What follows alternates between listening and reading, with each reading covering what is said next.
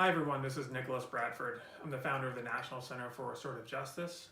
And I know in these kind of crazy times, scary for a lot of folks, you're at home. And I wanted to connect with you and share with you some of our ideas about restorative justice. If you're a restorative justice practitioner, these videos are absolutely for you. If you're an educator, these are for you. If you're a parent, these are for you. The way we think about restorative justice is not just a way of dealing with conflict in schools or conflict in kind of the justice system, but really a relational approach to conflict. That's the definition that we use all the time, this relational approach to conflict. And you'll hear me reference that all the time. So first off, thank you for joining us. And when we talk about the definition of restorative justice, we're really thinking about this broad umbrella that helps people sort of engage and think about conflict in regards to relationship. We know from both the research and our practical experience, our most important relationships, our partners, our family, our own siblings, our kids, when we get into conflict with them, because you will, of course, obviously, we don't throw them away. We don't sort of exclude them from the community. We don't say, okay, sometimes we'll say to our kid, go to your room. We're not going to support that relationship right now.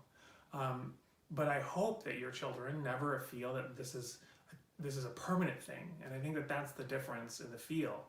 In schools and suspensions and expulsions, in community, there's this feeling like you're excluding them from the community in kind of a permanent way, like you're not good enough to be in this community. And we have to be really careful about that. We don't do that with our most important partners, our most important people in our lives. And so it sort of reminds me that I can't do that with my kids that are in my school, or the kids that are in my community, or the adults that are in my community. They're going to come back, and they will be back. So this definition that we use, this relational approach to conflict, is trying to hold these two things simultaneously, which is how are we in relationship, supporting relationship, and dealing with the conflict. Most of the work that we do in and around schools and communities, we know that relationships are the keys to the kingdom. The more we can build a relationship, the more we can support parents and parent-child relationships or intimate partner relationships, the better. But actually what the difficulty is not when it's going easy, but actually the difficulty is when it's hard. And then how do you build a relationship in those circumstances? And so that's what restorative justice seeks to do. My background is in policy, education and policy, and that intersection of those two things. And so we're really trying to create systems that kind of help support schools and communities in engaging in those conflicts and supporting relationships at the same time. So that's a little bit of an introduction about what restorative justice is.